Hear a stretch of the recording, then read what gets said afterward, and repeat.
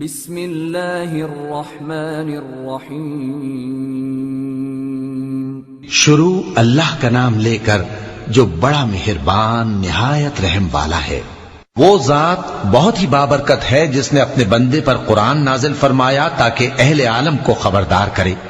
وہی کہ آسمانوں اور زمین کی بادشاہی اسی کی ہے، اور جس نے کسی کو بیٹا نہیں بنایا اور جس کا بادشاہی میں کوئی شریک نہیں، اور جس نے ہر چیز کو پیدا کیا پھر اس کا ایک اندازہ ٹھہرایا، اور لوگوں نے اس کے سوا اور معبود بنا لیے ہیں جو کوئی چیز بھی پیدا نہیں کر سکتے اور خود پیدا کیے گئے ہیں، اور نہ اپنے لیے نقصان کا اور نہ نفع کا کچھ اختیار رکھتے ہیں، اور نہ مرنا ان کے اختیار میں ہے اور نہ جینا اور نہ مر کر اٹھ کھڑے ہونا۔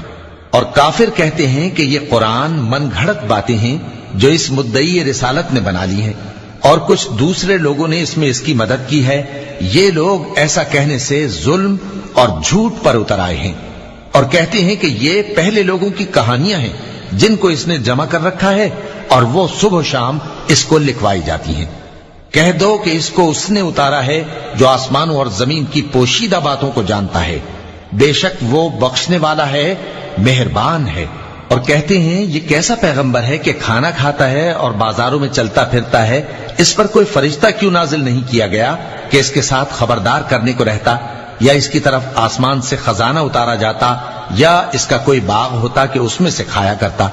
اور ظالم کہتے ہیں کہ تم تو ایک جادو زدہ شخص کی پیروی کرتے ہو۔ اے پیغمبر دیکھو تو یہ تمہارے بارے میں کس کس طرح کی باتیں کرتے ہیں، سو گمراہ ہو گئے اور رستہ نہیں پا سکتے۔ وہ اللہ بہت بابرکت ہے جو اگر چاہے تو تمہارے لیے اس سے بہتر چیزیں بنا دے، یعنی باغات جن کے نیچے نہریں بہ رہی ہوں، نیز تمہارے لیے محل بنا دے۔ بلکہ یہ تو قیامت ہی کو جھٹلاتی ہیں، اور ہم نے قیامت کے جھٹلانے والوں کے لیے دوزخ تیار کر رکھی ہے، جس وقت وہ ان کو دور سے دیکھے گی تو غضبناک ہو رہی ہوگی، اور یہ اس کے جوش غضب اور چیخنے چلانے کو سنیں گے۔ اور جب یہ دوزخ کی کسی تنگ جگہ میں زنجیروں میں جکڑ کر ڈالے جائیں گے تو وہاں موت کو پکاریں گے۔ آج ایک ہی موت کو نہ پکارو، اور بہت سی موتوں کو پکارو، پوچھو کہ یہ بہتر ہے یا ہمیشہ کی جنت جس کا پرہیزگاروں سے وعدہ ہے۔ یہ ان کے اعمال کا بدلہ اور رہنے کا ٹھکانہ ہوگا، وہاں جو چاہیں گے ان کے لیے میسر ہوگا، ہمیشہ اس میں رہیں گے۔ یہ وعدہ اللہ کو پورا کرنا لازم ہے اور اس لائق ہے کہ مانگ لیا جائے۔ اور جس دن اللہ ان کو اور ان کو جنہیں یہ اللہ کے سوا پوچھتے ہیں جمع کرے گا تو فرمائے گا، کیا تم نے میرے ان بندوں کو گمراہ کیا تھا یا یہ خود گمراہ ہو گئے تھے؟ وہ کہیں گے تو پاک ہے، ہمیں یہ بات شایع نہ تھی کہ تیرے سوا اوروں کو دوست بناتے، لیکن تو نے ہی ان کو اور ان کے باپ دادا کو برتنے کو نعمتیں دی، یہاں تک کہ وہ تیری یاد کو بھول گئے، اور یہ ہلاک ہونے والے لوگ تھے۔ تو کافرو، انہوں نے تو تم کو تمہاری بات میں جھٹلا دیا، بس اب تم عذاب کو نہ پھیر سکتے ہو نہ کسی سے مدد لے سکتے ہو، اور جو شخص تم میں سے ظلم کرے گا ہم اس کو بڑے عذاب کا مزہ چکھائیں گے۔ اور ہم نے تم سے پہلے جتنے پیغمبر بھیجے ہیں سب کھانا کھاتے تھے اور بازاروں میں چلتے پھرتے تھے، اور ہم نے تمہیں ایک دوسرے کے لیے آزمائش بنایا، کیا تم لوگ صبر کرو گے؟ اور تمہارا پروردگار تو دیکھنے والا ہے۔ اور جو لوگ ہم سے ملنے کی امید نہیں رکھتے کہتے ہیں کہ ہم پر فرشتے کیوں نہ نازل کیے گئے، یا ہم آنکھ سے اپنے پروردگار کو دیکھ لیں۔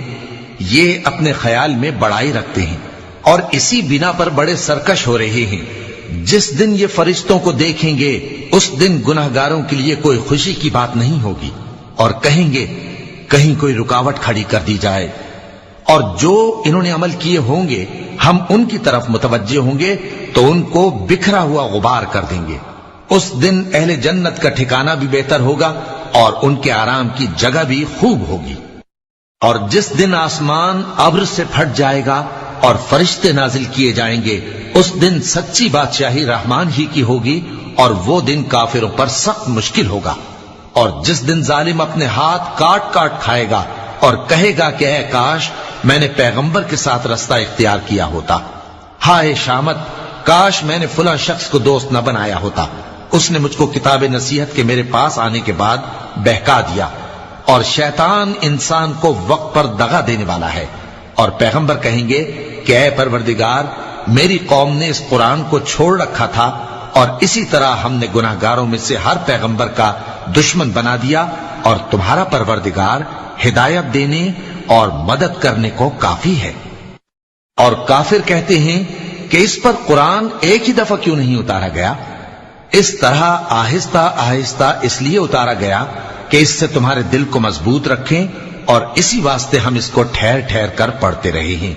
اور یہ لوگ تمہارے پاس جو اعتراض کی بات لاتے ہیں، ہم تمہارے پاس اس کا معقول اور خوب واضح جواب بھیج دیتے ہیں۔ جو لوگ اپنے چہروں کے بل دوزخ کی طرف جمع کیے جائیں گے، ان کا ٹھکانہ بھی برا ہے اور وہ رستے سے بھی بہکے ہوئے ہیں۔ اور ہم نے موسیٰ کو کتاب دی اور ان کے بھائی ہارون کو مددگار کے طور پر ان کے ساتھ کر دیا۔ پھر ہم نے کہا کہ دونوں ان لوگوں کے پاس جاؤ جنہوں نے ہماری آیتوں کی تکذیب کی، آخر ہم نے ان کو پوری طرح ہلاک کر دیا۔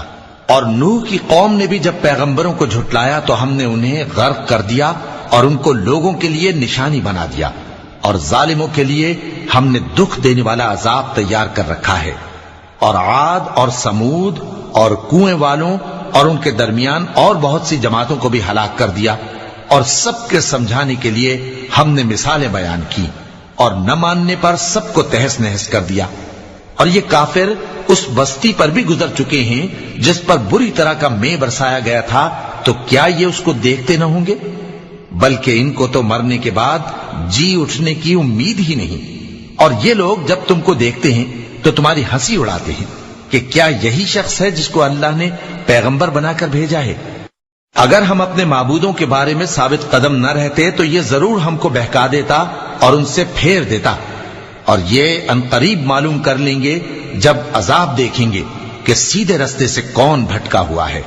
اے پیغمبر، کیا تم نے اس شخص کو دیکھا جس نے اپنی خواہش نفس کو اپنا معبود بنا رکھا ہے؟